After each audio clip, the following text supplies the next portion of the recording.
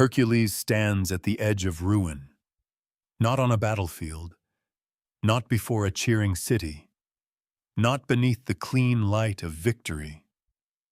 He stands in the aftermath of something no strength could undo. The greatest hero Greece would ever imagine has become the author of an unspeakable crime. His hands, once praised for crushing monsters, have destroyed the very people he was meant to protect. And the question is not simply how a hero falls. It is how a man celebrated as half-divine becomes trapped in a cycle of punishment, violence, and the desperate search for forgiveness. To understand Hercules, we have to set aside the marble version for a moment. The broad shoulders, the lion skin, the easy symbol of power. The older story is stranger than that. Slower, more wounded. It asks whether strength can save a man from fate, from the gods, or from himself. So tonight, we begin not with triumph, but with the silence after disaster. In the Greek imagination, Hercules was never only a monster slayer. He was a contradiction made human. Born from divine desire, hunted by divine hatred, admired by mortals, and yet unable to live safely among them. His legend survives because it refuses to give us a simple hero. It gives us someone enormous enough to bend the world around him, and still helpless before the parts of life that cannot be fought with fists. Before we venture further into the shadows, take a moment to subscribe, so you never miss a secret that history has tried to forget. And as we begin, leave a comment letting us know where in the world you are watching from tonight. It's a reminder of how far these forgotten echoes can reach. Because Hercules' story is not only about strength, it is about what remains when strength fails. Chapter 2. Born under a jealous sky. Long before Hercules became a name carved into the memory of Greece, before the lion skin, before the labors, before the songs that made him larger than any ordinary man, there was a house in Thebes, a woman named Alcmene, and a god who came in disguise. The story begins, as so many Greek myths do, with Zeus seeing what he wants and reshaping the world around that desire. Alcmene was not a goddess. She was mortal, noble, and bound to Amphitryon, a man whose own story had already been marked by exile and blood. According to the mythic tradition, Zeus came to her in the form of her husband, stretching a single night into something unnaturally long, so that the child conceived from that union would carry more than human strength. It is a strange and troubling beginning, not the clean origin story later heroic art sometimes prefers. Hercules is born from power, deception, and imbalance. Even at the first breath of the legend, there is no simple innocence around the gods. And watching over this story, or perhaps watching against it, is Hera. In later retellings, Hera can seem almost like a stock villain, jealous wife, angry goddess, enemy of the hero. But that is too easy. In Greek myth, Hera is the guardian of marriage, legitimacy, and royal order. Zeus repeatedly violates the very boundaries she represents, and the children born from those violations become living reminders of divine insult. Hercules, then, is not hated because he is weak. He is hated because he is proof. His existence exposes a wound in Olympus. Before Hercules is even born, Hera's anger begins to bend events around him. One tradition tells how Zeus boasted that a descendant of Perseus, born on a certain day, would rule over those around him. Hera, understanding exactly how to turn a promise into a trap, delayed the birth of Hercules and hastened the birth of Eurystheus. This detail matters. It means Hercules does not merely enter life with enemies. He enters life already displaced. The throne, the honor, the public destiny, all of it slips away before he can open his eyes. Instead of ruling, he will serve. That reversal is one of the deep engines of the myth. Hercules is stronger than kings, but he is not free from them. He has divine blood, but no divine protection that lasts. He is destined for greatness, but not the kind that makes life easier. His fate is shaped by a cruel arrangement: the body of a god's son, the vulnerability of a mortal man, and the attention of a goddess who cannot forgive what his birth represents. There is something almost legalistic in the way Greek myth handles him. A cosmic technicality decides his future. Hera does not need to defeat him in combat. She only needs to make sure the world is arranged so that his strength serves someone smaller than himself. Eurystheus, the anxious and often unimpressive king, becomes a shadow across the hero's life. Not because he deserves mastery over Hercules, but because fate, pride, and divine rivalry have made it so. This is where the myth begins to feel less like a celebration of power and more like a study of power's limits. A modern listener might expect the child of Zeus to be protected by that birth. In many heroic stories, divine ancestry works like armor. It explains why the hero rises, why enemies fail, why the world eventually recognizes his place. But Hercules' divine origin does the opposite. It marks him. It makes him exceptional, yes, but also exposed. The gods do not give him a peaceful path. They give him a life in which every gift has a cost attached. Even his name carries the irony. The name Heracles is often understood as meaning something like the glory of Hera. It is not a love letter. It is an uneasy tribute, an attempt to bind the child's fame to the very goddess who opposes him. The name suggests that Hera, despite her hatred, will be part of his greatness. Or perhaps more sharply, that his greatness cannot be separated from her persecution. Without Hera's hostility, Hercules might have become only a mighty prince. With it, he becomes a myth.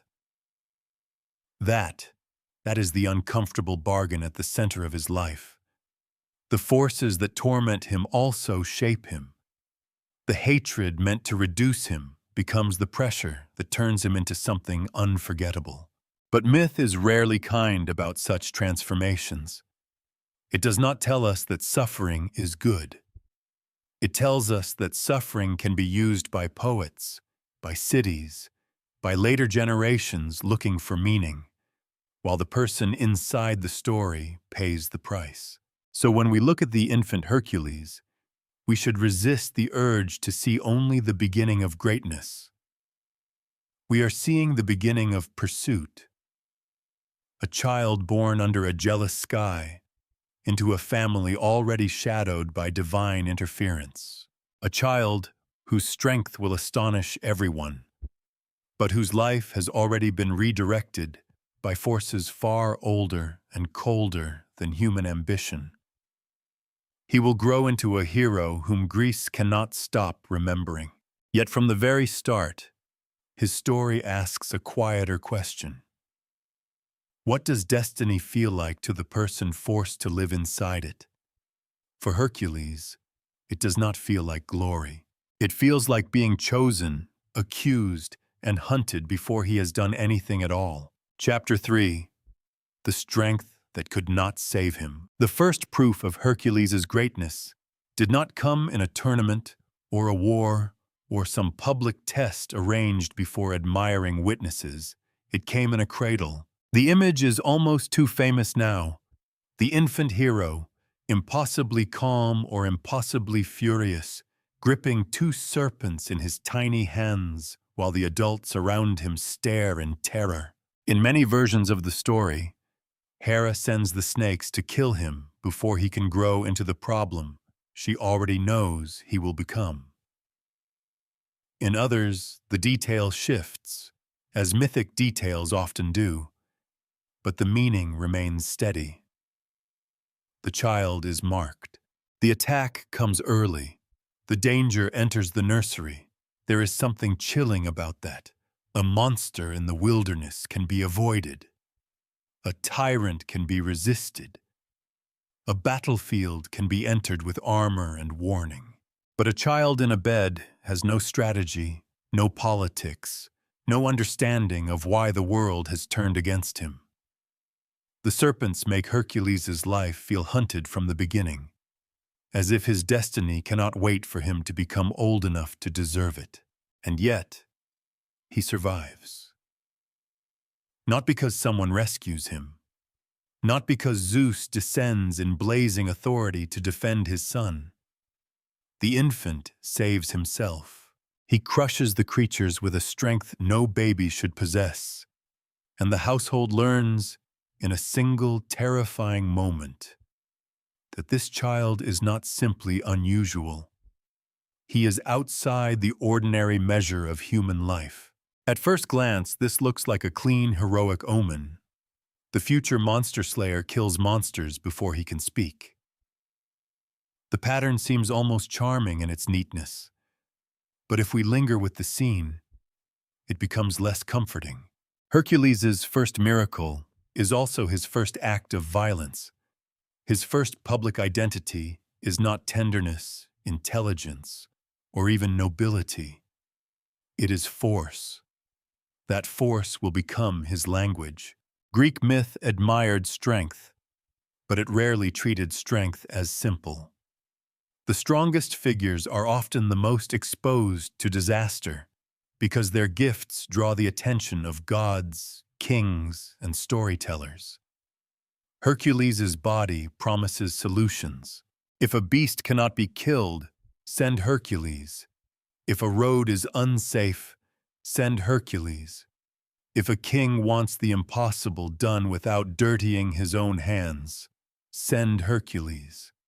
His power makes him useful, and usefulness can become its own kind of prison. This is one of the details that gives the myth its strange endurance. Hercules is not merely strong, he is expected to be strong. From childhood onward, the world around him learns to read his body as an answer. People see the muscles before they see the man. They see the weapon before they ask what it costs to be one. The serpents in the cradle reveal more than divine persecution. They reveal a future in miniature. Hercules will be attacked by forces he did not choose, and he will respond with the only gift the gods have made impossible to ignore. He will survive by overpowering what comes for him. Again and again, that survival will be praised as heroism. Again and again, it will leave him no closer to peace.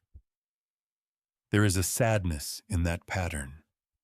A child who saves himself from snakes becomes a legend, but a child who has to save himself from snakes has already learned something brutal about the world. Safety is not guaranteed. Innocence offers no protection. Even the home can be invaded by the consequences of a god's desire and a goddess's rage.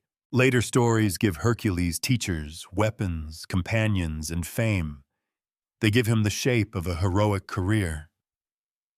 But this first episode strips the story down to something harsher. Before culture can train him, before society can celebrate him, before poets can polish the rough edges, his life is already a contest between vulnerability and violence. And the violence wins because it must. That is what makes his strength feel like a curse as much as a blessing. It saves him, but it also defines him too early. It separates him from ordinary children, and separation has a cost. A normal child might grow into a citizen, a husband, a father, a man with some chance of belonging. Hercules grows into a sign, a warning, a solution to other people's terrors. The myth does not tell us much about what the infant remembers, because myth is not psychology in the modern sense. But stories do not need to give us private memories to show us a pattern. Hercules' life begins with an attack he cannot understand and a victory he cannot choose. He is praised for surviving the terms that others have set. That will happen again. The serpents are small compared with what waits for him. They are not the Hydra, not Cerberus, not death itself. Yet in another sense, they may be the most revealing monsters he ever faces. They come before ambition, before guilt, before glory. They prove that the war around Hercules began when he was still helpless, and perhaps that is why the scene remains so powerful. We want it to be a story about a baby hero showing his greatness. It is that, partly. But it is also a story about how early the world begins demanding that Hercules become Hercules. Long before he knows his own name, he is already being tested. Long before he can ask why, he is already fighting. Chapter 4. A hero made by violence. By the time Hercules reached youth, the world around him had already begun to treat his strength as destiny. That may sound like praise.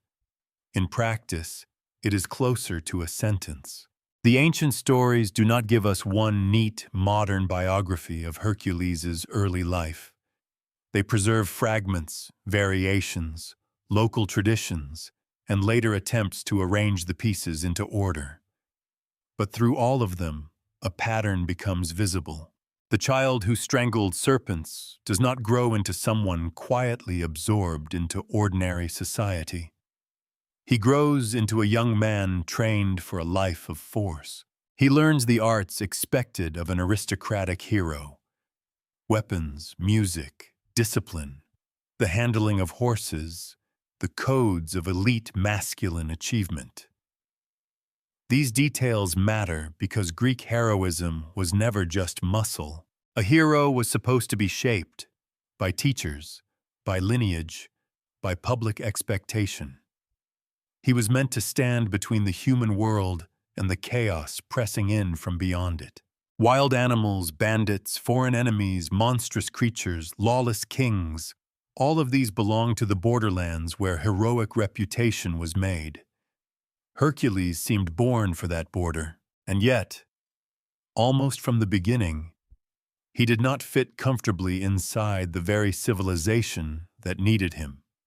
One early story tells of his temper flaring against a music teacher. The details vary, and we should be careful not to treat every version as a police report from the Bronze Age.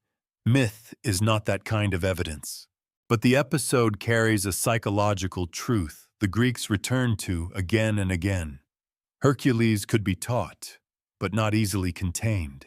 The same overwhelming force that made him a protector could, under pressure, turn against the world of rules, lessons, and restraint. That is the shadow beneath his training. A weaker young man might fail because he lacks the power to act. Hercules' danger is different. He can act too completely. His anger does not remain an emotion. It becomes an event. When ordinary men lose control, they break relationships, promises, perhaps a few objects nearby. When Hercules loses control, the world pays attention. This is where the Greek ideal of the hero becomes uneasy. The hero is admired because he can do what others cannot. He kills the beast, clears the road, punishes the wicked, rescues the helpless, wins the prize. He is the answer to crisis. But the same qualities that make him valuable in crisis can make him nearly impossible in peace. Courage can become recklessness. Honor can become vanity. Strength can become appetite. Rage can disguise itself as justice. especially when the crowd is grateful for the result. Hercules' early rise is built on that tension. He performs acts that later generations remember as noble and necessary. He fights threats that ordinary communities cannot manage. He becomes famous not by arguing his way into importance, but by leaving behind visible proof, a defeated enemy, a safer road, a monster no longer breathing in the hills. Ancient fame was often physical like that. You could point to the place where danger had been removed. You could tell your children, there, that is where Hercules passed. But fame is not the same as healing. A useful way to read Hercules is not as a man who loves violence for its own sake, but as a man whose world repeatedly rewards him for solving problems violently. That distinction changes the story. He is not merely brutal. He is shaped by a culture that needs brutality, blesses it when it is directed outward, and then recoils when the same energy returns home. The Greeks understood this better than we sometimes do. Their heroes were not superheroes in the modern sense, polished into moral clarity and marketable virtue. Achilles is magnificent and terrifying. Odysseus is brilliant and slippery. Jason is chosen and often disappointing. Hercules belongs among them as a figure of astonishing usefulness and deep instability. He can save a city and still be unfit for a quiet room. There is almost a tragic economy to it. The more Hercules proves himself in the dangerous spaces beyond the city, the harder it becomes to imagine him living gently within one. Every triumph teaches others what to expect from him. Every victory tightens the story around his body. He is the strong one, the necessary one, the one sent when ordinary law runs out. And what happens to a person who is always summoned at the moment law fails? He begins to live near failure all the time. This does not mean Hercules has no tenderness, no desire for family, no longing for a human life. In fact, the tragedy depends on the opposite. If he were only a weapon, his fall would be simple. What makes the myth painful is that he does try to enter the ordinary human bonds that strength cannot replace. He marries. He becomes a father. He stands, for a time, in the shape of a man who might belong somewhere. But the old pattern is still there, moving underneath. Divine hatred has not vanished. The pressure around him has not lifted, and the habits of violence, once praised as heroic, do not simply disappear because a household has been built around them. Myth does not describe this in the language of trauma, but it understands that a life formed by conflict does not easily become peaceful by command. Hercules' youth, then, is not merely preparation for greatness. It is preparation for catastrophe. This is the uncomfortable turn in the story. The same strength that made him famous cannot protect him from the forces that matter most. It cannot protect him from Hera. It cannot protect his family from the consequences of divine rage. It cannot protect him from himself when madness enters the house wearing the mask of his own hands. By now, Greece has its hero. It has trained him, praised him, and learned to call upon him whenever terror rises from the wild places. But no one has answered the quieter question. When the fighting ends, where is Hercules supposed to put all that violence? Chapter 5. The crime Hera left behind. There is a point in the myth of Hercules where the story stops behaving like an adventure. Until now, violence has had a shape the audience can recognize. A serpent enters the cradle. A wild threat rises beyond the city. A young hero proves himself against danger. Even when the pattern is unsettling, it still belongs to the old heroic world. Force meets force, and the stronger hand prevails. Then the violence turns inward. The ancient accounts differ in their order and emphasis, as myths often do. Some place Hercules' madness before the labors, making it the wound that sends him toward punishment. Others arrange details differently, but the emotional center remains unmistakable. Hera, still hostile to the child born from Zeus and Alcmene, sends madness upon him. Under its power, Hercules kills his wife and children. The story is almost unbearable because it refuses the usual comfort of heroic distance. This is not a monster in a cave, not a tyrant in a foreign land, not a beast whose death can be celebrated in song. The victims are his own family. The place of danger is not the wilderness, but the home. The hand that destroys them is the hand that should have protected them. Greek myth does not ask us to look away from that contradiction. It preserves it, and we should be careful with the word madness here. In the mythic imagination, madness is not simply a medical condition, and it is not a modern diagnosis waiting to be translated. It is often a divine invasion, a catastrophic loss of self sent by a god or goddess, in which a person becomes the instrument of forces beyond ordinary control. That does not make the aftermath gentle. It does not make the dead return. It does not make the survivor innocent in any easy way. It only makes the guilt more complicated. That complication is the heart of Hercules' tragedy. If he had chosen the crime in cold blood, the story would become one kind of moral lesson. If he were entirely blameless, merely a puppet with no human remainder, it would become another. But myth holds him in a more painful space. Hera sends the madness, yet Hercules must wake inside the consequences. The divine cause does not erase the human horror. The gods may have driven the weapon, but the weapon was his body.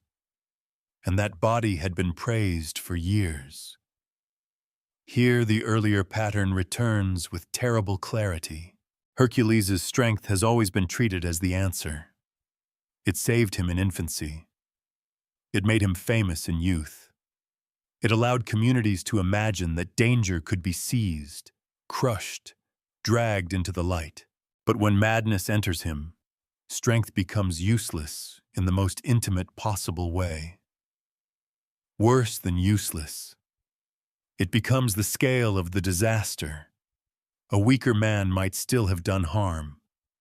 Hercules destroys with the force of Hercules. That is why this moment cannot be reduced to a plot device that explains the 12 labors. It is the rupture that changes the meaning of everything around it. After this, every monster he fights carries an echo of the home he could not save. Every command he obeys is tied to something obedience cannot repair. Every victory becomes strangely incomplete because the true damage has already happened behind him. The myth understands something grim about public glory. A city may remember the hero for the beasts he killed and the roads he cleared. But a private crime, especially one committed inside the family, does not fit easily into heroic praise. It stains the story. It follows him into every song, even when singers try to move quickly past it. And yet the tradition did not erase it. That matters. Ancient audiences could have preferred a cleaner Hercules, a mighty son of Zeus persecuted by Hera, performing great deeds, rewarded at last with immortality. But the darker version endured because it gave his heroism a cost large enough to explain the scale of his suffering. It made the labors more than a contest of strength. They became acts performed under the pressure of guilt, pollution, and the need for purification. In Greek religious thought, bloodshed could leave a person polluted, even when circumstances were tangled. even when divine forces were involved. Pollution was not only a feeling, it was a condition that had to be addressed. Hercules cannot simply grieve privately and move on. He must seek cleansing. He must find a way to live in a world where the dead remain dead and the living still demand meaning. This is where the myth becomes unexpectedly human, because the question after catastrophe is never only, who caused it? That question matters, but it is not enough. The next question is harder. What can be done after it cannot be undone? Hercules' life after the murders is shaped by that question, not because the answer is satisfying, but because the absence of an answer would destroy the story entirely. He goes toward purification, not as a triumphant warrior looking for his next adventure, but as a broken man trying to understand whether a life can continue after it has become unbearable to inhabit. There is no easy heroism in that. The image of Hercules after the madness is the reverse of the infant with the serpents. Then he survived an attack sent into the household. Now the household itself has been destroyed through him. Then his strength proved he was extraordinary. Now, it proves that extraordinariness can be a curse when the mind is seized and the gods are cruel. It is tempting to make Hera the entire explanation. She is, within the myth, the divine force behind the madness. But stopping there would make the story smaller than it is. Hera's hatred gives the tragedy its immediate cause. Yet the myth has spent a long time preparing us to see why this particular kind of ruin is so devastating. Hercules has been made into a being of force, celebrated for force, needed for force. And when force is turned toward the wrong target, the result is not merely failure, it is desecration. The hero who once stood between danger and the vulnerable has become, for one terrible moment, the danger itself. No labor can reverse that. No monster's death can balance it neatly. Myth is not accounting. It does not offer a ledger where 12 impossible tasks equal one shattered family. What it offers instead is a long passage through punishment, humility, and endurance, not because these erase guilt, but because they give grief a form to move through. That is the door Hercules must now enter, not the door of glory, the door of penance. Chapter 6. The Oracle's Sentence. After the murders, Hercules does not become free. He becomes contaminated. That word may sound cold, almost inadequate for what has happened. But in the world of Greek myth and ritual imagination, bloodshed was not only a private burden carried in the mind. It could cling to a person like a condition. It could separate him from the living community. It could make ordinary life impossible until some form of purification had been sought. So Hercules goes to Delphi. The journey matters because it changes the scale of the story. Until now, the disaster has been intimate. A house, a family, a man waking to the ruin around him. Delphi pulls that private horror into the public language of divine order. There, at the sanctuary of Apollo, mortals came with questions too heavy for ordinary advice.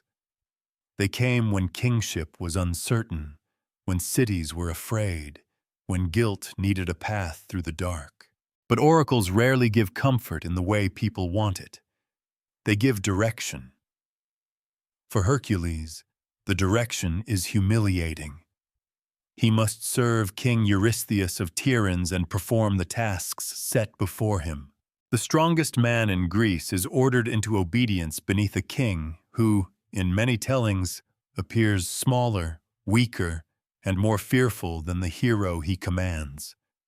This is not an accidental insult. It is the shape of the punishment. A heroic life had trained Hercules to act.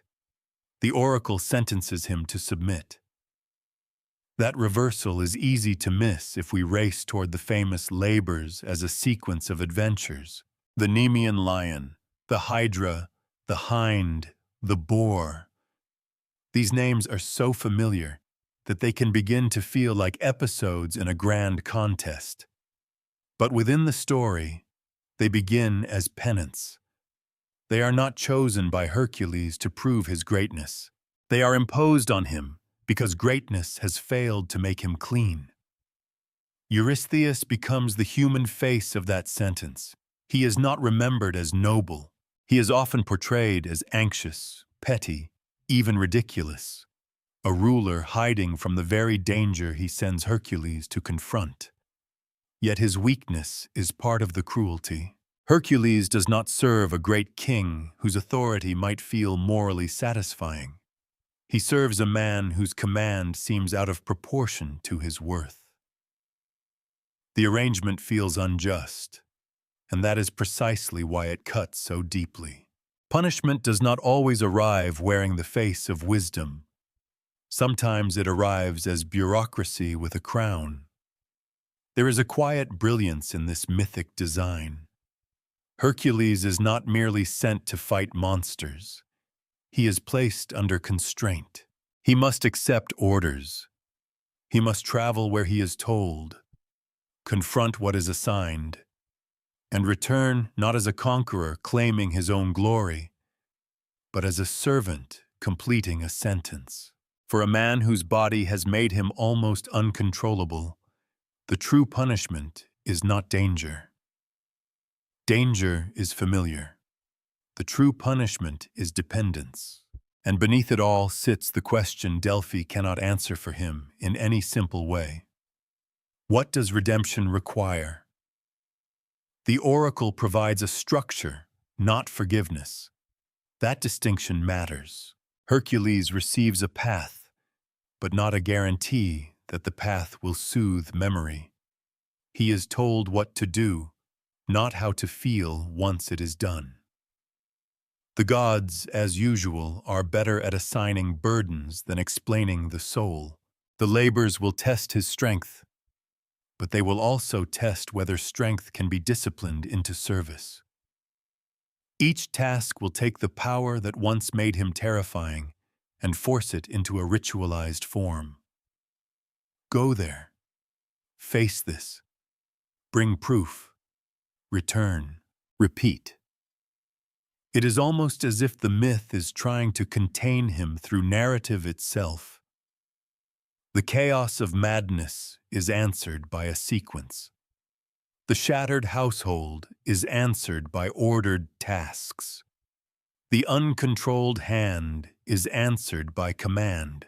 Hercules cannot undo what has happened, but he can be made to move again and again through acts that transform private guilt into public ordeal.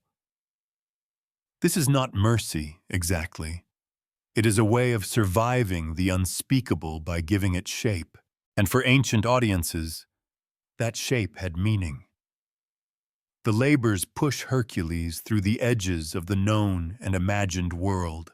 He will descend into caves, forests, marshes, stables, foreign courts, distant islands, divine gardens, and finally the underworld itself. His penance becomes a map of everything Greece feared, desired, and could not fully control. But at the beginning, none of that grandeur belongs to him. At the beginning, there is only a man carrying a crime he did not simply choose and cannot simply escape. A man told that his road to purification runs through the commands of another. A man whose first step toward redemption is not triumph, but obedience. That may be the most difficult labor before the labors even begin. Because Hercules has crushed serpents, challenged beasts, and built his life on force.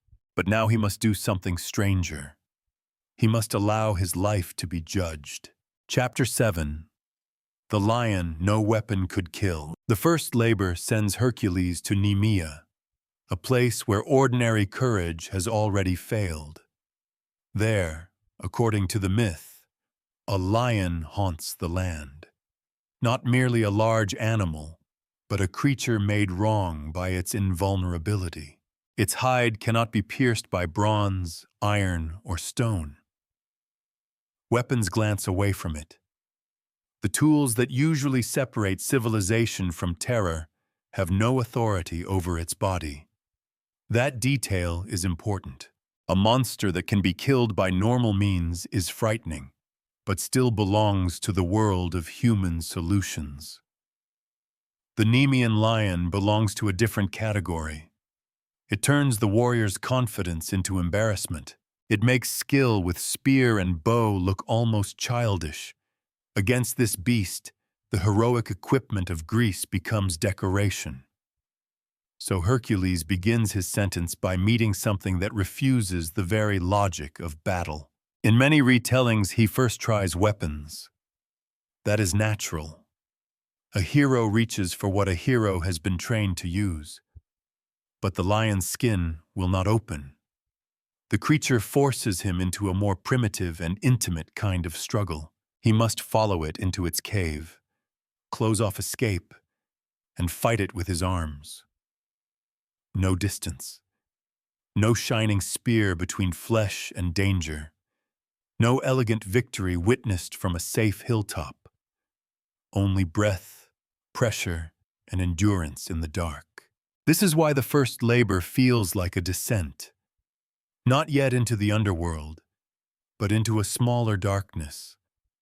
The mouth of a cave where the hero's public identity is stripped down to bodily fact. Hercules cannot outsource the danger to a weapon. He cannot rely on technology, training, or royal authority. He has to become more relentless than the thing before him. And he does. He strangles the lion, repeating in a grim adult form the image from his infancy, hands closing around a deadly creature sent into his path. But the repetition is not simple. The child in the cradle fought to survive. The man in Nemea fights because punishment has given him a task. Survival has become service. Instinct has become sentence. After the lion dies, another problem remains. Its hide cannot be cut by ordinary blades. In some versions, Hercules solves this by using the lion's own claw to skin it. The detail is easy to pass over, but it quietly changes the meaning of the labor. Brute force wins the struggle, but not the aftermath. To claim the trophy, Hercules must learn from the creature itself. The monster provides the tool by which it can be transformed. That is not just a clever mythic flourish. It suggests a new rule for the road ahead. Hercules will not survive these labors by strength alone. He will need patience, adaptation, and a willingness to recognize that every impossible thing has its own hidden logic. The lion cannot be pierced from the outside, but it can be opened by what belongs to it. The monster's invulnerability is real, but not absolute. It has a secret, and Hercules has to discover it. When he returns wearing the lion's skin, the image becomes one of the most famous in all of Greek mythology. The hide that once made the beast untouchable now covers the hero's shoulders. Its head becomes a hood. Its body becomes armor. Hercules does not merely defeat the monster. He carries it forward. This is where the labor becomes symbolic without losing its rawness. The lion skin is protection, yes, but it is also memory. From this point on, Hercules is visually marked by the first impossible thing he overcame after his crime. Wherever he goes, he wears the evidence of punishment turned into identity. It is a trophy, but not a cheerful one. It says, "I have entered the dark, and something of the dark has come back with me. Eurystheus's reaction reinforces the strange imbalance between king and hero. In several traditions, the king is so frightened by Hercules' return that he hides, communicating commands from a distance or from the safety of a bronze jar. The detail can feel comic, and perhaps it was meant to. There is dry humor in the greatest hero in Greece reporting to a ruler who would rather not be in the same room as him. But the comedy has an edge. Eurystheus fears the very man he controls. He depends on Hercules to remove terrors from the world, yet he is terrified by the proof that Hercules can do so. Authority here looks fragile, almost absurd. The king has the right to command, but not the courage to stand beside the commanded. Hercules has the power to destroy, but not the freedom to refuse. The first labor, therefore, establishes the structure of all that follows. Hercules will travel outward into danger, solve what kings cannot solve, and return to a court that treats his greatness as both necessary and alarming. Each success will make him more legendary, and in a sense, less human to those watching him. That loneliness begins here. Imagine the return from Nemea not as a parade, but as an unsettling arrival. A man comes back wearing the skin of an unkillable beast. He has done what no one else could do. He has proven that the oracle's sentence can be survived.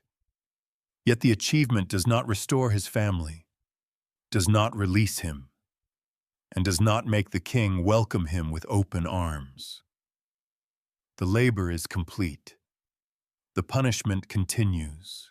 And still, something has changed. Hercules has been forced to evolve. He entered Nemea as a man known for strength. He leaves as someone beginning to understand that monsters are not merely obstacles to be crushed. They are riddles made of fear. Each one will demand a different answer. The lion gives him armor, but also a lesson. The world he is entering cannot be conquered by force alone. Chapter 8.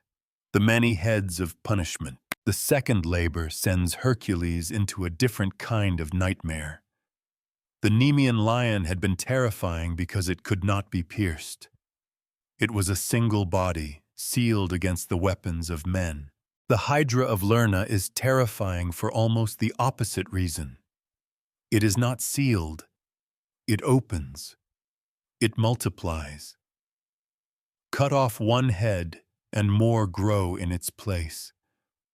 There are monsters that frighten because they are too strong to break. And then there are monsters that frighten because breaking them only makes them worse. The Hydra lives in the marshes near Lerna, a landscape that already feels unstable in the imagination. Wet ground, hidden water, roots underfoot, the smell of rot and growth mingled together. This is not the clean arena of heroic combat. It is a place where footing matters, where danger rises from below, where the line between land and water refuses to hold still. The monster belongs to that uncertainty. Hercules cannot simply meet it as he met the lion. At first, he does what Hercules does. He attacks. He cuts. He brings overwhelming force against the threat before him. But the Hydra teaches him brutally and quickly that not every problem shrinks when struck. Some injuries spread. Some violence breeds more violence. Some punishments, once engaged, seem to generate new punishments from the wound itself. That is why the Hydra is one of the most powerful images in the whole cycle. It is almost too perfect a symbol for Hercules' life after the murders. He is trying to answer catastrophe through labor, through action, through the repeated cutting away of danger. But guilt is not a lion. It does not always die because the hand is strong. Remove one visible head, and another memory rises. Another command. Another journey. Another proof demanded by someone who was not there when the original ruin occurred. In many versions, Hercules cannot defeat the Hydra alone. His nephew Iolaus helps him by cauterizing the necks after each head is severed, preventing new ones from growing. This detail matters because it interrupts the fantasy of solitary greatness. The strongest man in Greece needs assistance. He needs timing, coordination, trust. He needs someone close enough to the danger to act beside him. For a hero often imagined alone, that is not a small thing. It also complicates the idea of heroic purity. Eurystheus later uses Iolaus's assistance as a reason to deny full credit for the labor in some traditions, as if help somehow contaminates the achievement. But that judgment feels deliberately mean-spirited. The Hydra's very nature demands a solution beyond brute strength. If the task requires cooperation, then cooperation is not cheating. It is understanding the task. And yet, Hercules' world is not generous about such understanding. Again, the punishment tightens. He must solve the impossible, but if he solves it in the wrong way, or in a way that allows another person into the story, the authority judging him may reduce the victory. There is something painfully recognizable in that. Institutions often prefer impossible tasks to complicated truths. They demand results, then argue over whether the suffering counted properly. When the Hydra is finally overcome, one immortal head remains, depending on the version. Hercules buries it beneath a heavy rock. He cannot destroy it completely. He can only contain it. This may be the most honest part of the myth. Some evils are not erased. They are placed under weight. They are sealed, watched, pushed down into the earth, where they remain part of the landscape. For Hercules, this is a lesson the labors will repeat.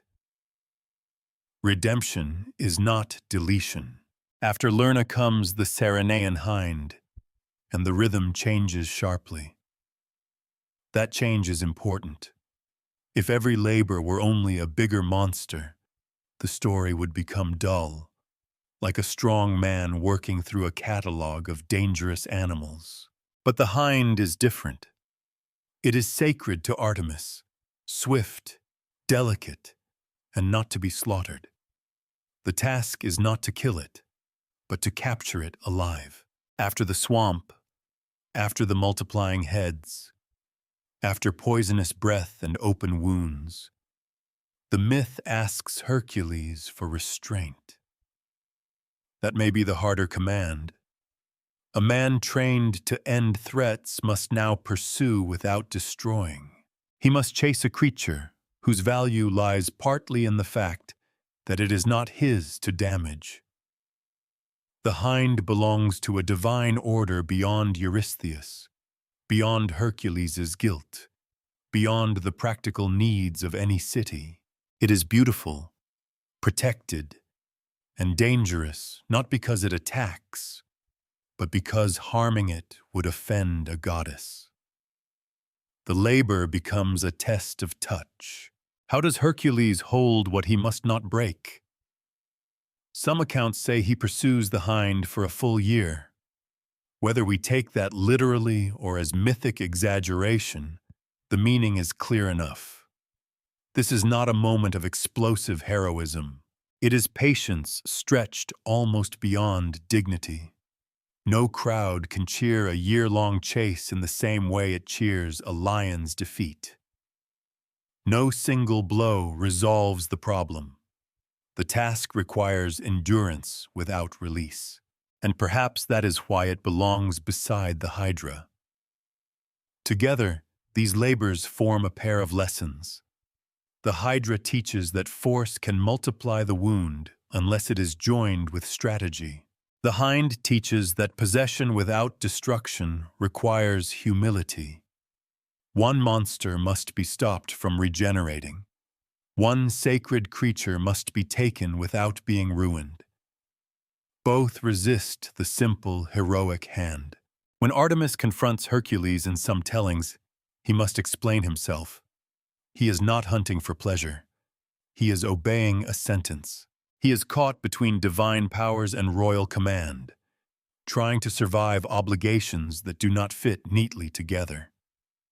The moment reveals again how little freedom he really has. Even when he is not trying to offend the gods, he risks doing so by obeying another order from the world of men.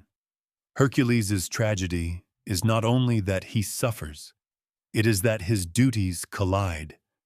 To Eurystheus, the hind is proof to be delivered. To Artemis, it is sacred. To Hercules, it is another step through penance. The same creature means different things depending on who is looking at it. Myth often works this way.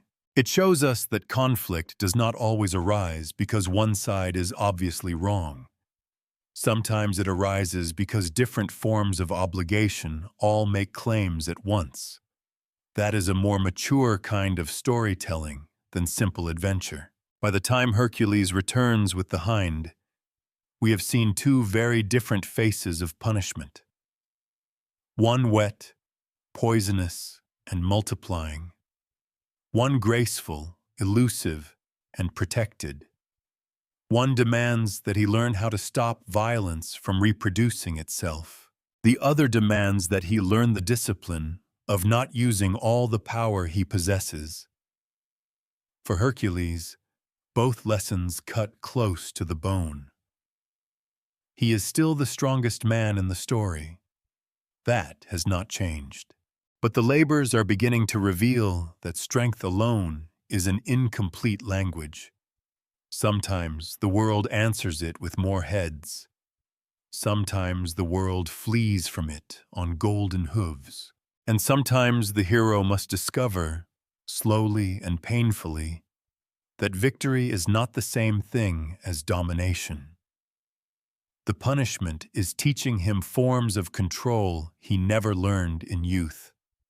Not control over others, control over himself. Chapter 9.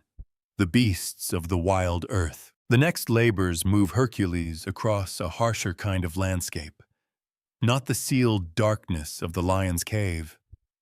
Not the damp, regenerating horror of Lerna. Not the long, careful pursuit of a sacred creature. Now the myth sends him into the wild earth itself, where mountains, forests, and hostile skies seem to resist human order. The Erymanthian boar is not a subtle monster. It does not guard a divine secret. It does not multiply when wounded. It is massive, violent, and rooted in the untamed country around Mount Erymanthus. A creature of broken ground and sudden terror. Its danger lies in the old fear that civilization is thinner than it looks. A city may have walls, laws, markets, and songs. But beyond the cultivated fields, there are still places where a charging animal can reduce human confidence to panic. Hercules is ordered to capture it alive. Again, the distinction matters. Killing is not enough. The labor demands control without simple destruction. The boar must be driven, trapped, mastered, and delivered. In many tellings, Hercules forces it into deep snow, using the landscape itself as part of the solution.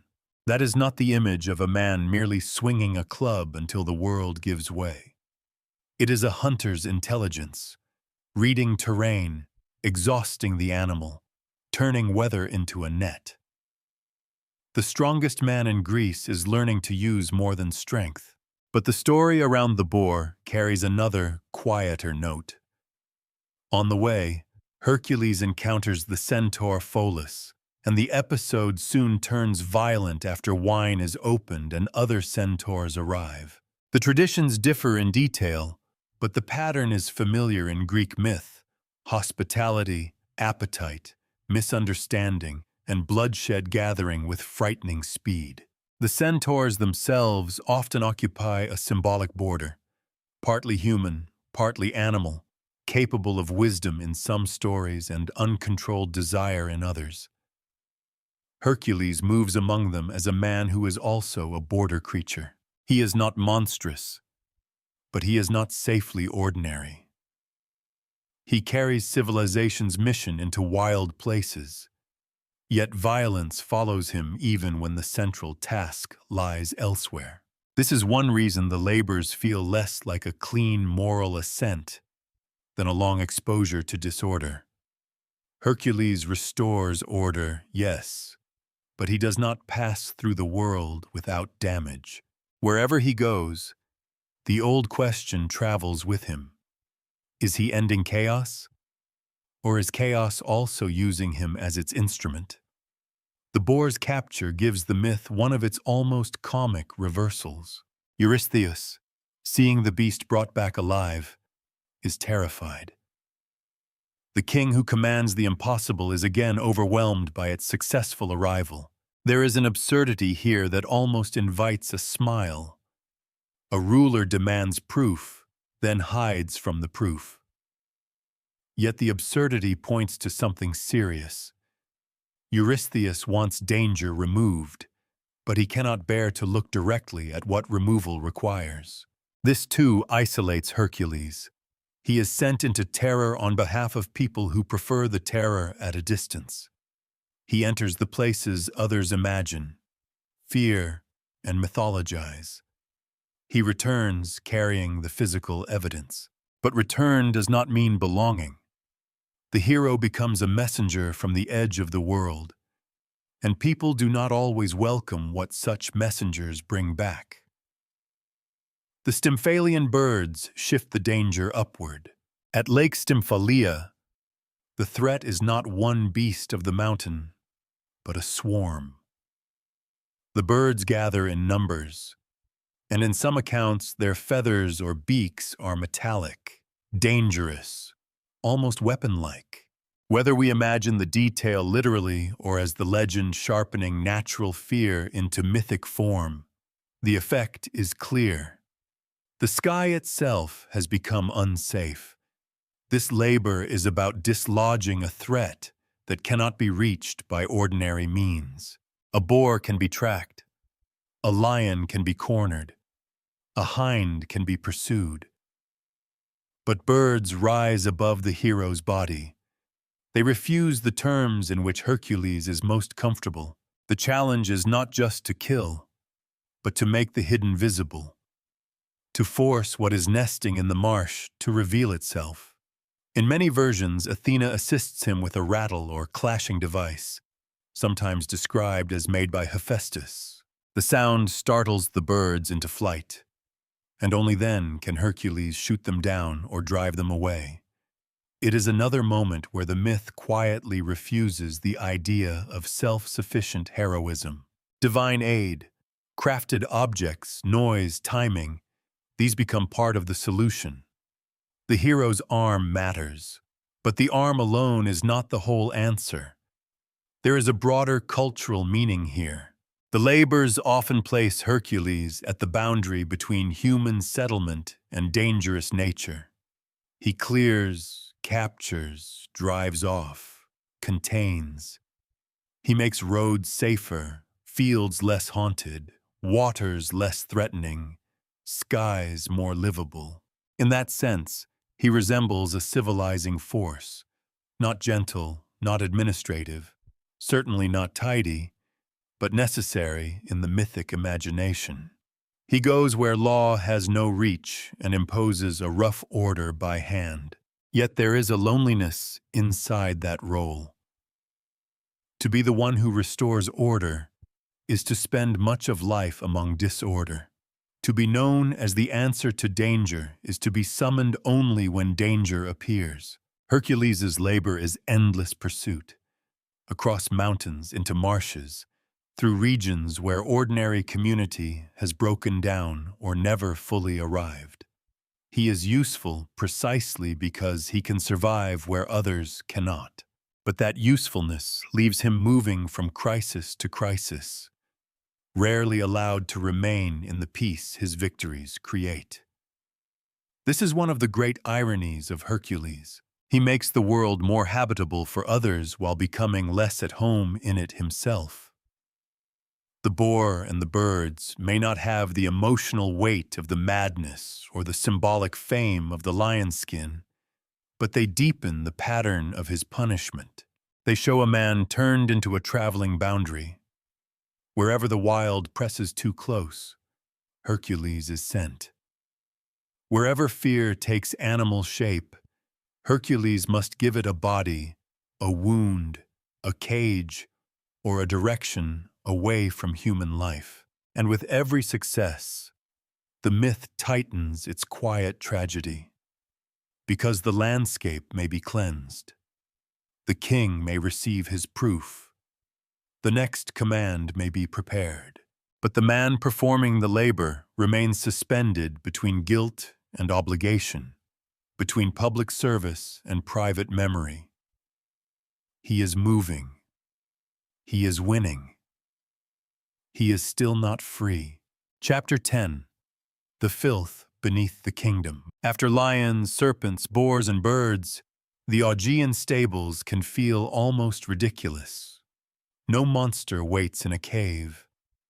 No sacred animal flashes through the forest. No beast charges down from a mountain with death in its mouth. Instead, Hercules is sent to clean. That is the surface of the labor, at least. And on the surface, it sounds like humiliation by design. The greatest hero in Greece, the man who strangled the Nemean lion and survived the Hydra's poison, is ordered to deal with filth. Not symbolic filth only. Actual filth. Years of it. A kingdom's worth of neglected waste, gathered in the stables of Augeas, whose herds are so vast that ordinary labor cannot restore order. But myths often hide their sharpest criticism inside tasks that look absurd. The stables are not frightening in the way monsters are frightening. They are shameful. They reveal what happens when wealth accumulates without responsibility. Augeas possesses abundance, but the abundance has become rot. The animals are valuable. The king is powerful. The kingdom may appear prosperous from a distance. Yet beneath the surface lies a problem allowed to grow because no one with authority has been willing to face it. This is a different kind of monster. A lion can be hated. A hydra can be feared. But corruption inside a kingdom is more embarrassing because it points back toward human choice. The filth is not an invader from the edge of the map. It is the result of neglect, pride, and the quiet assumption that someone else will eventually deal with the consequences. So Hercules enters a labor where strength alone would be almost comic. He could shovel until his back broke, and still the task would mock him. The scale is wrong for ordinary effort. To solve it, he must think like someone who understands systems, not merely blows. In the best-known version, he redirects rivers through the stables, letting water do what human hands cannot. The image is wonderfully practical. Hercules does not defeat the filth by touching every part of it. He changes the conditions. He makes movement where there had been stagnation. He turns the landscape into an instrument of cleansing. That may be one of the most intelligent acts in the whole cycle. It also reveals how much Hercules has changed since Nemea. The first labor forced him beyond weapons. The Hydra forced him beyond solitary force. The Hind forced him into restraint. Here, the stables force him beyond heroic drama itself. The solution is not glorious in the usual sense. It is not a duel. It does not produce a hide, a head, or a captured beast. It produces sanitation. There is something almost modern in that, though the myth is ancient. Sometimes civilization is not saved by killing the spectacular enemy. Sometimes it is saved by drainage. Not every victory looks like a statue, but Augeas complicates the labor further. In some traditions, Hercules makes an agreement with the king for payment if he succeeds. When the task is complete, Augeas refuses to honor the deal or disputes the terms, leading to conflict later. The details vary, and we should not flatten the versions into one courtroom transcript. Still, the moral pattern is clear enough. The labor exposes not only physical filth, but royal dishonesty. Augeas wants the benefit without paying the cost. That is the rot beneath the kingdom. And here the myth becomes more than a story about clever river engineering. It becomes a study of power protecting itself from accountability. Augeas's wealth created the problem. Hercules solves it. Then the king resists the obligation that solution creates. The stable yard may be cleansed, but the moral order remains dirty.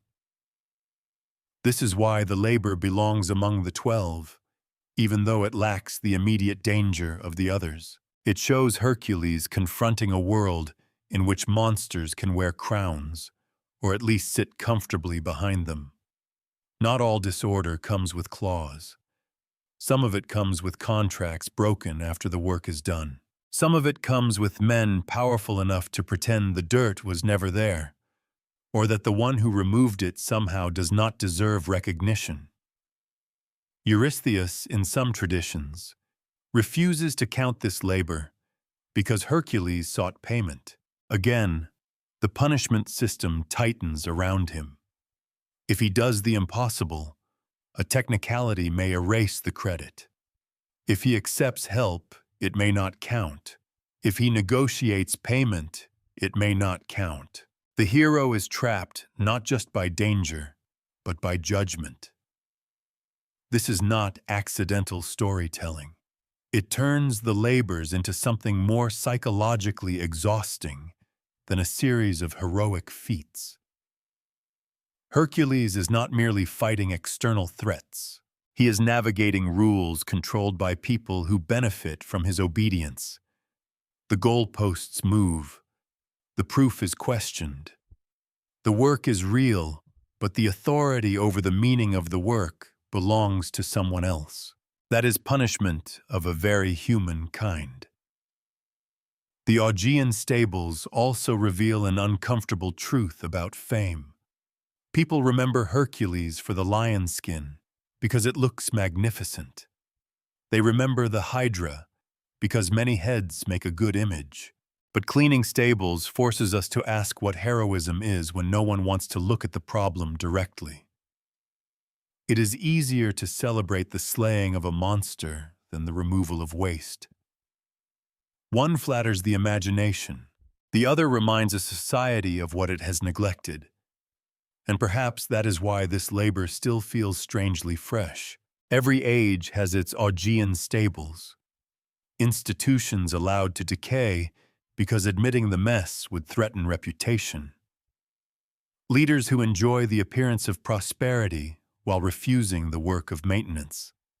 Systems where the person who cleans the damage is treated as less important than the person who caused it.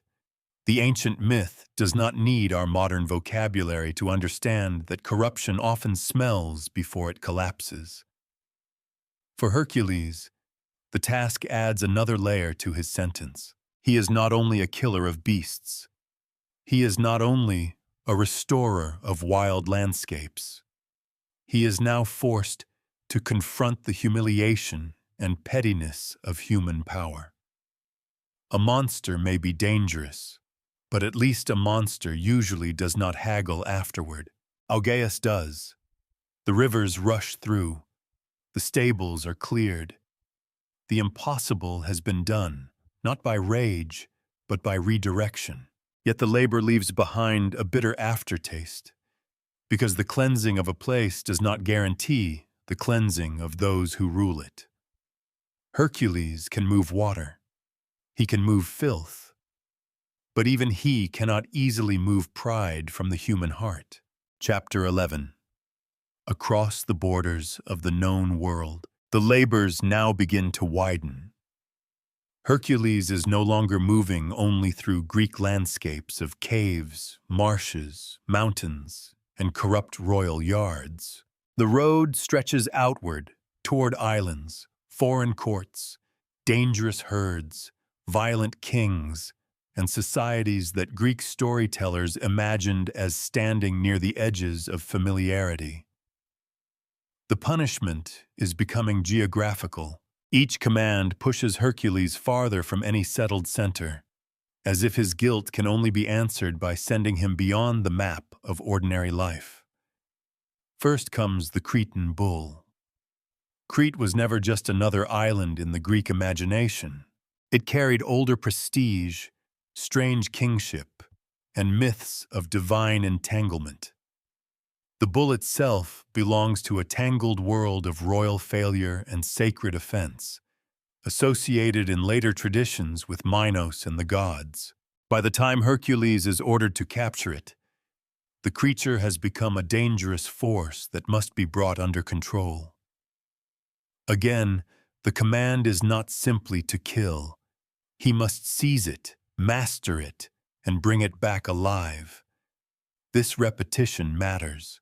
Hercules' punishment keeps returning to the same difficult lesson. Power must be controlled, not merely released. The bull is raw force, but also royal consequence. It is what happens when divine signs, kingly pride, and animal strength become knotted together.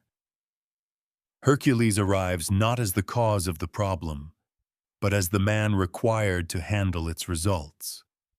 That is increasingly his role. Other people's failures become his labors. There is a lonely injustice in that, but also a mythic logic. Hercules, polluted by his own catastrophe, is sent again and again to clean up the world's catastrophes. He becomes the one who enters the mess left behind by gods, kings, beasts, and bargains. The Cretan bull is not just an animal to be subdued. It is a reminder that disorder often begins above the common people, among rulers and divine powers, then crashes downward until someone else must wrestle it by the horns. From Crete, the story turns darker with the Mars of Diomedes. Diomedes, king of the Bistones in Thrace, possesses horses made savage by a horrifying diet. The exact details vary in the tradition, but the meaning is not subtle. This is kingship turned predatory. The royal stable, which should symbolize wealth, discipline, and controlled power, has become a place of appetite and fear. The mares are not wild in the innocent sense. They have been made monstrous by human rule. That distinction matters. The lion and boar belong to dangerous nature. The Hydra feels like something older and more poisonous than human society.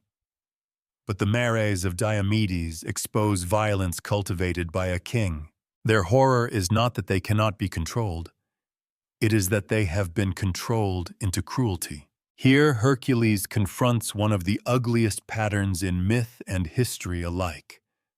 Power training living things to become instruments of terror, then calling the result natural. In many versions, Hercules defeats Diomedes and feeds him to his own horses, after which the animals become manageable. The image is brutal, and it should not be polished into comfort. The myth answers a monstrous system with a grim reversal. The king is consumed by the violence he maintained. There is a rough moral symmetry in that, but not a gentle one. Hercules is restoring order, yet the method remains soaked in the logic of punishment. This is one of the reasons he resists simple admiration. He does not walk through the world as a clean moral reformer. He carries violence into violent places. Sometimes that violence is necessary within the myth's terms. Sometimes it feels like the only language tyrants understand. But the pattern should still trouble us. Hercules ends horrors, yet he often does so by intensifying them into a final, decisive act. The hero is curing the wound with the same element that caused it. Then comes the belt of Hippolyta, queen of the Amazons. This labor changes the texture again. The object is small compared with the scale of earlier tasks. A belt, a sign of authority, desired by Admete, the daughter of Eurystheus in many accounts. But the smallness of the object hides the largeness of the encounter. Hercules is sent into the world of the Amazons, a society Greek myth often imagined with fascination and unease. Women warriors, foreign customs, an inversion or challenge to familiar Greek gender expectations. In some traditions, Hippolyta is willing to give Hercules the belt. That detail is crucial. The tragedy of this labor is not that negotiation is impossible. It is that divine interference and suspicion make peace fragile. Hera, still moving through the story, like an old wound that will not close, spreads fear or confusion among the Amazons, depending on the version. They believe Hercules has come to abduct or harm their queen. Violence erupts where exchange might have succeeded. The labor becomes a study in misunderstanding, and perhaps that is what makes it feel so painfully human. Not every disaster begins with hatred. Some begin with rumor, with fear, with someone interpreting a stranger's arrival through the worst possible story. The Amazons are not merely obstacles. Hippolyta is not merely a prize holder. The myth allows, at least in some versions, the possibility that two powerful figures might have reached an agreement. Then the old machinery of suspicion takes over. Hercules wins the belt, but the victory is diminished by the way it happens. This is a very different kind of sorrow from the Hydra or the Stables. Here, the lost possibility matters. We glimpse a path where force might not have been needed. A queen might have chosen to give. A hero might have received without bloodshed. A foreign society might have been encountered without immediate catastrophe. But Hercules' life rarely permits the gentler version to survive. Across these labors, the bull, the mares, the belt, the myth expands both outward and inward. Outward, because Hercules travels beyond the familiar Greek mainland into places marked as foreign, dangerous, or strange. Inward, because each journey reveals another form of disorder. Divine offense embedded in royal power, cruelty trained into animals, fear transforming diplomacy into battle. The monsters are becoming harder to separate from human institutions. That is the quiet progression. At first, Hercules fights creatures. Now he confronts systems, kingship, ownership, foreignness, reputation, the politics of who is believed and who is feared. The labors are no longer only tests of the body. They are tests of movement through a world where violence is already waiting inside the structures people have built. And Hercules, still serving Eurystheus, still walking under the oracle's sentence, must pass through it all. He is becoming famous across borders, but fame does not mean understanding. To some, he is a savior. To others, an invader. To kings, a threat. To the vulnerable, perhaps a last hope. To Hera, still a target. Even his intentions become unstable once he enters unfamiliar lands, because a man known for force is rarely received as harmless. That may be the cruelest irony of these journeys. Hercules is sent outward to complete penance, but the farther he travels, the more he resembles the very danger others have been warned to fear. He arrives with divine blood, impossible strength, and a royal command behind him. He asks for a bull, seizes man-eating mares, demands a queen's belt. From inside the Greek heroic frame, these are labors. From another angle, they might look like intrusions. The myth does not fully resolve that tension.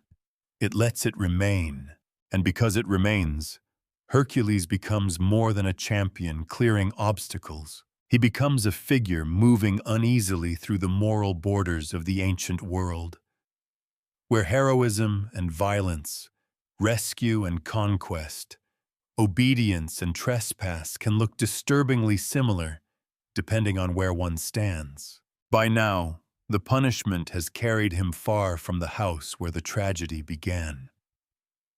But distance is not release. The road only keeps opening. Chapter 12. The Cattle at the Edge of Sunset. The labor of Gerion's cattle carries Hercules farther west than almost any task before it. By now, the pattern is familiar enough to feel like a punishment rhythm.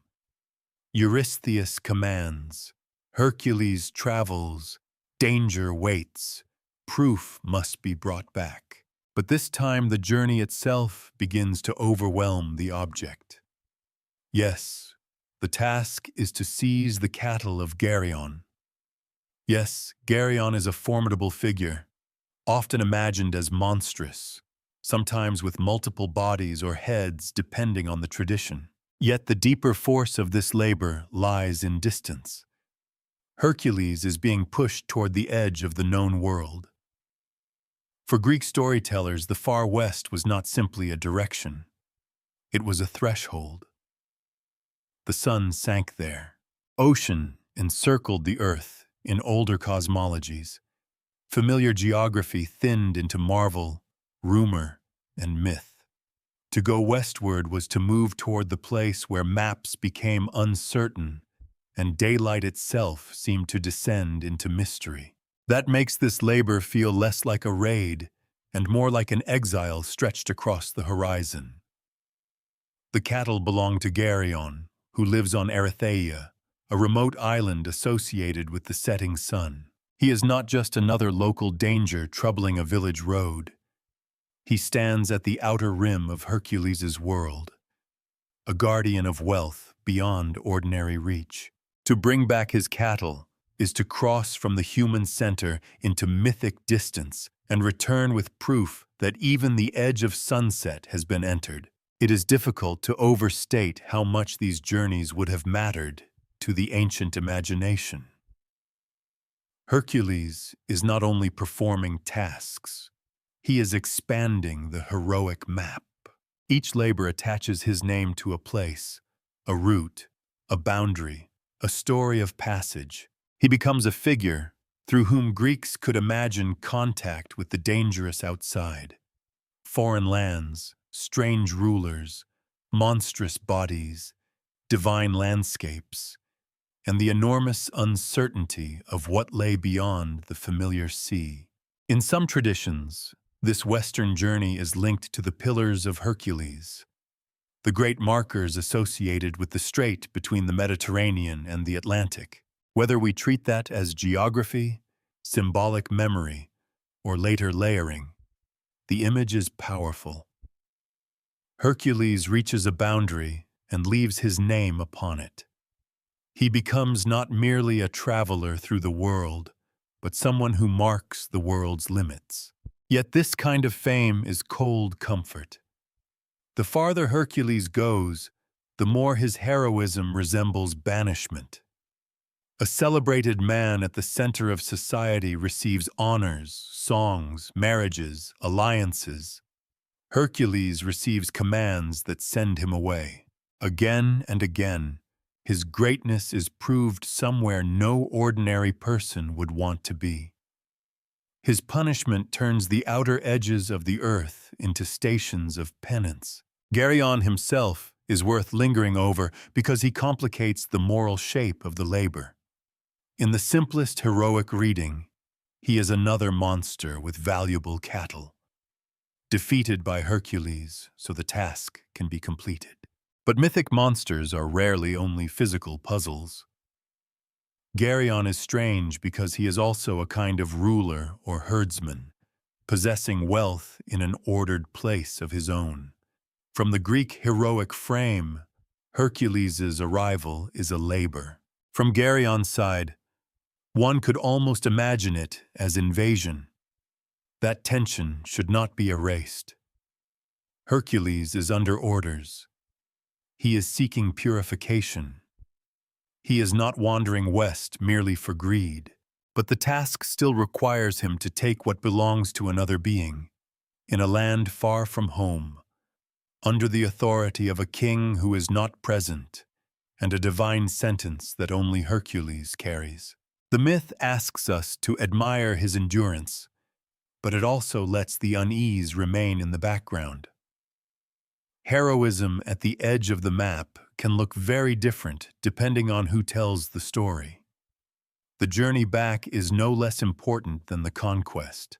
Driving cattle across vast distances is not a single heroic blow. It is labor in the plainest sense, movement, persistence, problem after problem, the slow management of living creatures across dangerous terrain. This is not the polished Hercules of a statue, frozen in permanent victory. It is a road-worn Hercules, exhausted, watchful, repeatedly challenged by local threats and interruptions as he tries to bring the herd home. There is something almost deliberately unglamorous about that. A hero who can defeat a monster must still keep cattle moving. The detail matters because it lowers the myth from the cosmic to the practical without weakening it. In fact, it makes Hercules more interesting. He is not simply the man of one impossible moment. He is the man who keeps going after the moment. When the sun is hot, the animals are restless, the road is long, and no song has yet decided which details are worth remembering. This is endurance without applause, and endurance may be the truest form of Hercules' strength. Not the spectacular force of strangling the lion, not the grim intelligence of burning the Hydra's necks, not the humiliation of the stables or the charged violence of foreign courts. Here, strength becomes duration. He must continue across distance, carrying the proof of his success through a world that keeps resisting his return. That return is essential. Many heroes travel outward and vanish into wonder.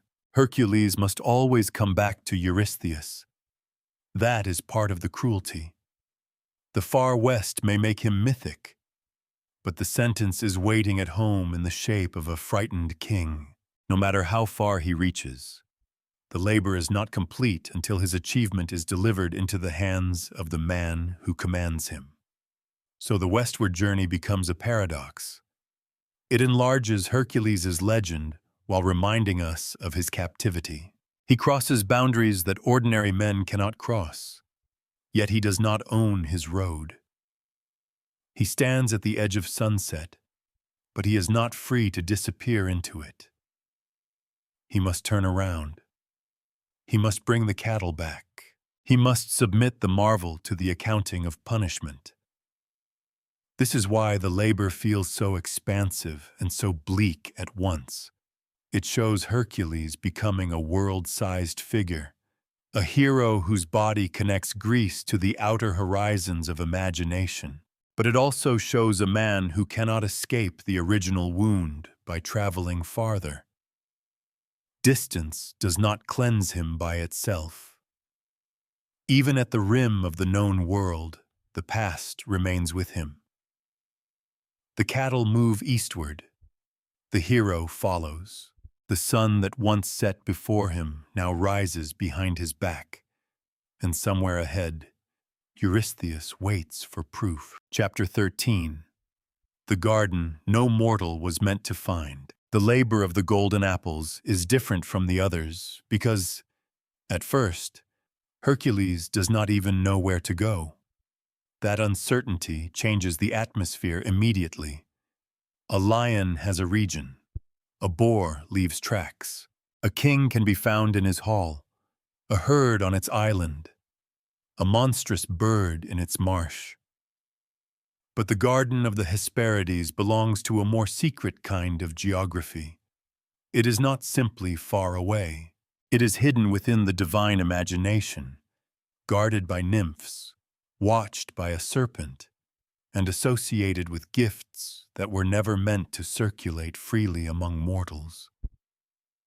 The apples are not ordinary treasure. They belong to Hera. That detail gives the labor a sharp irony. Hercules, the child Hera hated from birth, is now commanded to retrieve sacred fruit from her own garden. The punishment has become almost personal again, circling back to the goddess whose anger has shaped his life. But this time, Hera does not appear merely as a persecutor. She appears as the owner of a boundary, and boundaries matter in Greek myth. The mortal world is not supposed to reach everywhere. There are places one may hear about but not enter, objects one may desire but not touch, powers one may respect but not possess. The apples stand at that line. They shimmer with the dangerous appeal of divine property, beautiful, guarded, and meaningful because they are not available. So Hercules' first challenge is not combat. It is knowledge. He must discover the way. In some traditions, he seeks information from figures connected to hidden or primordial wisdom, and the path is tangled with encounters that feel less like heroic episodes and more like riddles placed by the old world. The labor is asking a new question of him. Can the man known for force navigate secrecy? By now, the answer cannot simply be no. The labors have been teaching him against his own reputation. The lion taught adaptation. The Hydra required strategy and help. The hind demanded restraint. The stables required systems thinking. The cattle demanded endurance over distance. Each task has loosened the crude idea that Hercules is only a blunt instrument. Here, that idea nearly falls apart, because the apples cannot be won by strength in the usual sense. Even reaching them requires an understanding of divine relationships. The most famous version brings Hercules to Atlas, the titan condemned to hold up the heavens. Atlas is older than kings, older than the political world that has been commanding Hercules, older than the human scale of justice and shame. To stand before Atlas is to stand before a punishment so vast, it makes even the labors seem almost temporary. That meeting is one of the great moments of comparison in the myth. Hercules is serving a sentence. Atlas is serving a cosmic one. Both are figures of strength trapped beneath a burden. But Atlas's burden is literalized beyond anything human, the sky itself. He is not sent from place to place. He is fixed. He does not perform a sequence. He endures a condition. In him, Hercules sees a darker version of what punishment can become when it has no road, no completion, no final command after which one might hope to breathe. The bargain between them is clever. Hercules agrees to hold up the heavens while Atlas retrieves the apples. On the surface, it is practical. Atlas knows the garden. Hercules has the strength to bear the sky for a time. But the arrangement also tests whether Hercules understands more than weight. When Atlas returns, he is not eager to take his burden back. Why would he be? For a moment, the myth allows an almost human pause inside the cosmic scene. Atlas, who has carried the impossible for ages, sees a chance to walk away. Hercules, who has spent labor after labor obeying commands, is suddenly in danger of becoming permanently trapped under someone else's punishment. Force cannot solve this cleanly. He cannot punch the sky. He cannot intimidate eternity. He cannot simply walk away without being crushed beneath the consequences. So he tricks Atlas. He asks the Titan to take the heavens back for just a moment, so he can adjust himself for the burden. Atlas, perhaps too relieved or too confident, agrees. Hercules steps free, takes the apples, and leaves the older sufferer beneath the old weight. It is a brilliant escape, but not an innocent one. This is what makes the episode interesting. Hercules survives through intelligence, but his intelligence works by returning Atlas to suffering. The myth does not pause to condemn him, and within the logic of the labor, he does what he must. Still, the scene leaves a faint moral chill. Penance has made Hercules wiser, but wisdom in myth is not always soft. Sometimes it is the ability to avoid becoming someone else's prisoner. The apples, once obtained, do not become a feast. They are proof, like the cattle, the boar, the belt, the hind. They must be brought back to the system that judges him. Their beauty is almost wasted in that role. Divine fruit, guarded at the edge of the world, becomes another item in the inventory of punishment. But perhaps that is the point. Eurystheus keeps demanding trophies from realms he does not understand. Hercules keeps entering those realms and returning with objects that are too large in meaning for the smallness of the court that receives them. The imbalance becomes almost absurd. A frightened king asks for proof, and the hero brings back evidence that he has negotiated with powers older than the human order. The apples show that Hercules has moved beyond the stage of merely defeating monsters. He is now operating among boundaries, mortal and divine, freedom and burden, knowledge and secrecy, obedience and cunning. The labor does not make him pure, but it makes him harder to reduce.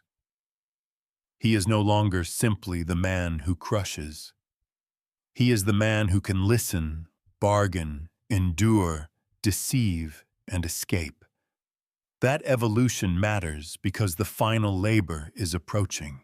To bring back the apples, Hercules has reached a hidden garden no mortal was meant to find.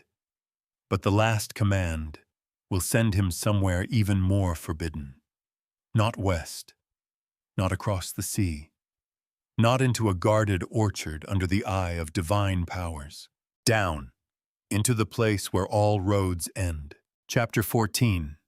The Descent for Cerberus. The final labor sends Hercules beneath the world, not to a distant island, not to a hidden garden, not to the far west where the sun falls into mystery.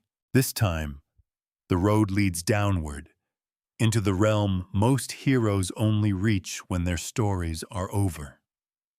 Eurystheus commands Hercules to bring back Cerberus, the hound of Hades. On the surface, it is another impossible task. Capture the guardian of the dead and drag him into the light. But beneath that surface lies the most severe test in the entire cycle.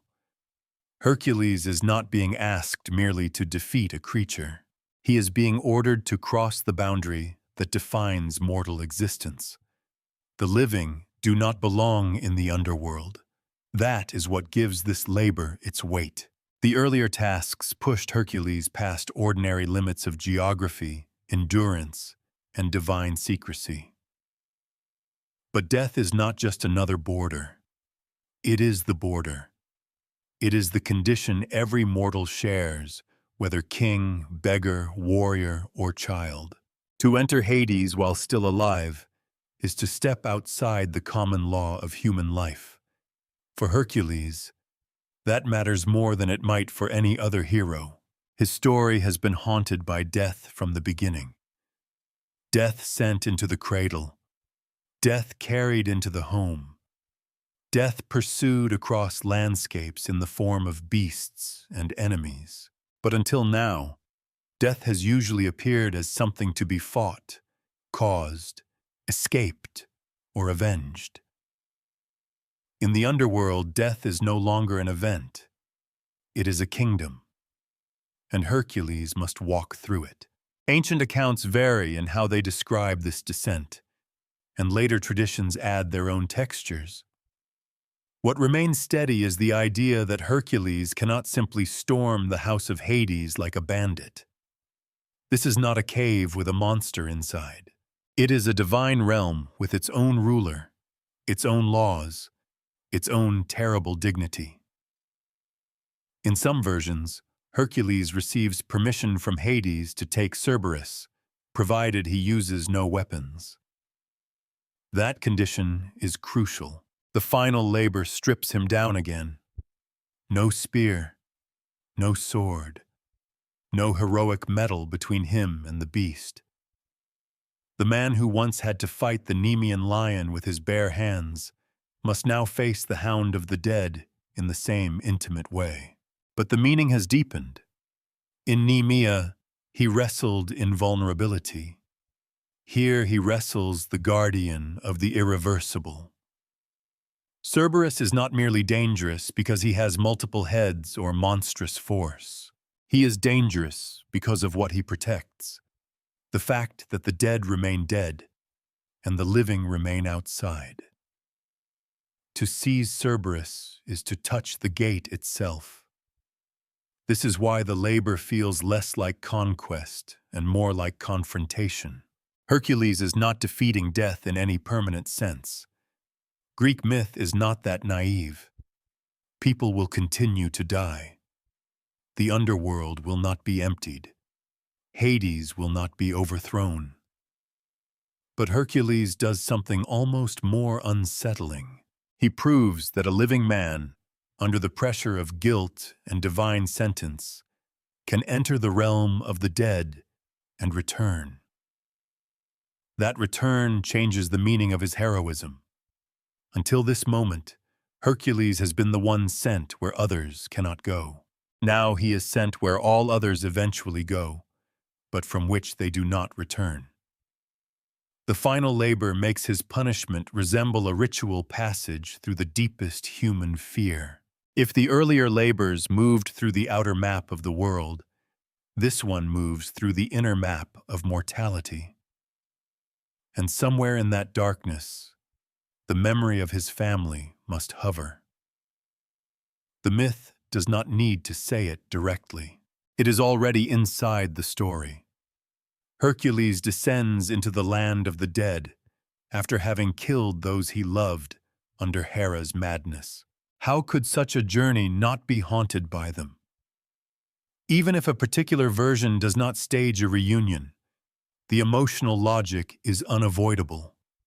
The underworld is not an abstract kingdom for him. It is where the consequences of his tragedy have gone. That makes the command almost cruel beyond measure. To complete his penance, Hercules must enter the country of the dead without being able to restore the dead who matter most. He can bring back Cerberus. He cannot bring back his children. This is the wound at the heart of the final labor. It clarifies everything the labors cannot do.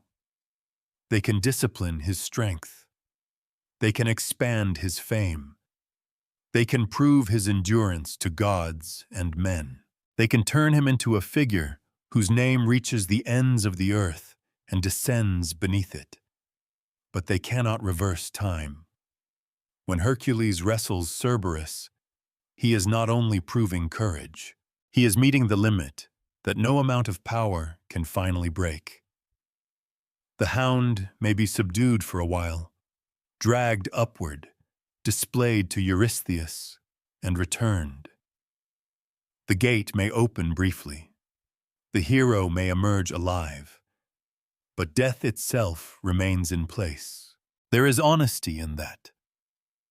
The final labor does not end with Hercules killing Cerberus. He does not destroy the guardian, because the guardian is necessary. A world without the boundary between living and dead would not be liberation. It would be chaos. So Hercules' task is temporary possession, not annihilation. He must master the beast without unmaking the order it serves. Again, the myth asks for control rather than destruction. By the time he returns with Cerberus, Eurystheus's fear becomes almost understandable. Earlier, the king hid from a boar, from the proof of monsters conquered. But now Hercules brings back something from the underworld. This is not merely a trophy. It is a message from the place beneath all human confidence. To see Cerberus in the light is to be reminded that kingship, command, and clever technicalities all end at the same dark threshold. For once, Eurystheus's terror feels less comic than human. The final labor completes the sentence, but it does not make the story simple. Hercules has done what no mortal should do. He has gone down and come back. He has touched death's household and returned to the world of breath. Yet the return is not the same as peace. The man who emerges is not the man who began the labors. He has been remade by caves, marshes, mountains, stables, foreign courts, hidden gardens, and now the realm below. But remade is not the same as healed. That distinction is essential. The descent for Cerberus gives Hercules the greatest proof of all, that even death's gate can be approached by the one who has endured enough. But it also gives the myth its most sober lesson. Some boundaries can be crossed only briefly. Some losses can be faced, but not repaired. Some punishments can be completed without removing the memory that made them necessary. Hercules brings the hound to the surface. The world sees that the impossible has been done. Then Cerberus returns below, where he belongs, and Hercules remains above, still carrying what belongs to him. Chapter 15. Freedom without peace. When the labors are finally complete, it would be easy to imagine Hercules stepping out of punishment and into peace. That is the version of the story we almost want. After all, he has done what no mortal should have survived. He has strangled the lion no weapon could kill. He has faced the Hydra's multiplying heads, chased the sacred hind, dragged the boar from the wild, scattered the birds from the poisoned marsh, cleansed the stables of a corrupt king, crossed seas, confronted foreign rulers, reached the hidden garden, and descended into the underworld itself. A lesser myth might stop there. It might say, the debt is paid, the hero is cleansed, the world is balanced again. But Hercules' story is not so tidy. The labors end a sentence. They do not erase a memory. That distinction is everything. Eurystheus can count the tasks. The poets can name them. The world can point to the lion skin, the captured beasts, the divine apples, and the terror of Cerberus dragged briefly into daylight. These are proofs of endurance. They are signs that Hercules has obeyed, suffered, and returned. But grief does not count like a king. The deaths inside his house cannot be weighed against trophies from the edges of the earth. Myth is not bookkeeping. It does not allow 12 impossible labors to equal one restored family. The dead remain dead. And Hercules, even purified in the ritual sense, must continue as the man who survived what he could not undo. This is where the myth becomes more honest than many heroic stories. Redemption, in Hercules' world, is not a clean transformation from guilty man to shining champion. It is stranger, heavier, and less complete. He has changed, yes. The labors have taught him things his youth did not. He has learned that strength must sometimes wait, that force can multiply the wound, that sacred things must be handled carefully, that corruption can hide under royal power, that wisdom may matter more than the club, that even death can be faced, but not conquered forever. He has become greater. But greatness is not the same as healing. This is the trap hidden beneath his freedom. For years, his life has had a terrible clarity. Eurystheus commands. Hercules obeys. A monster waits. A journey begins. A proof is brought back. The structure is cruel, but it gives his suffering a form. It tells him where to go, what to face, and when one task is finished. Then the tasks end, and a different emptiness opens. What does a man do when punishment has given him purpose, and then releases him without giving him peace? Hercules cannot simply become ordinary again. The world will not allow it. He is too famous, too useful, too feared. Kings know what he can do. Cities know what his name means. The lion skin has become more than armor. It has become an identity.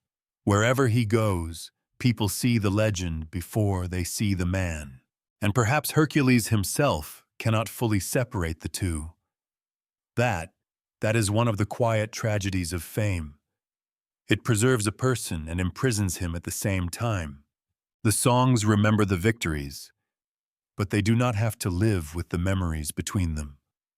They can make the labors seem like a grand design. Hercules has to carry the private ruin that made the design necessary, so the end of the labors does not feel like a doorway into happiness. It feels like a man standing in open air after years underground, unsure what freedom is supposed to ask of him. The punishment is over. The haunting is not. And that may be why Hercules remains so powerful. He is not only the fantasy of strength, he is the warning that strength cannot solve every wound, and that even the greatest acts of endurance may leave a person still searching for forgiveness. Chapter 16. The hero who became a warning. Hercules does not leave myth quietly. Even after the labors, the old turbulence continues around him. Later stories carry him through more conflicts, more wounds, more acts of force, and finally toward a death that is not cleanly heroic in the ordinary sense. He is not granted a gentle fading. His end comes through suffering, deception, and a pain so severe that the strongest body in the world can no longer serve as refuge. That is the final irony of Hercules. His body had been the answer to everything. As an infant, it saved him from the serpents. As a young man, it made him famous. As a servant of Eurystheus, it carried him through beasts, rivers, foreign lands, divine gardens, and the underworld. But at the end, the body becomes the place where suffering gathers. Strength cannot lift him out of it. Strength cannot command it to stop. The hero who mastered monsters is finally trapped inside his own pain.